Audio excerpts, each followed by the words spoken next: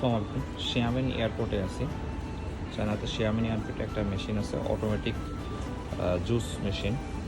এখানে QR code আছে। এই কিউআর কোডে যদি স্ক্যান করা হয় এবং সেখানে 1 কাপ 2 কাপ 3 কাপ বা 4 কাপ পর্যন্ত অপশন আছে, তো সিলেক্ট করে দিলে ভিতরে রোবট আছে, সে ফ্রেশ কমলা লেবুর জুস প্রিপেয়ার করে এইখানে গ্লাসে ফিল আপ করে এইখান দিয়ে সে ডেলিভারি করবে এবং এখানে কোনো মানুষ নাই, সে একাই সার্ভিসটা দিচ্ছে। তো অটোমেশন আসলে খুব কুইকলি আগাচ্ছে।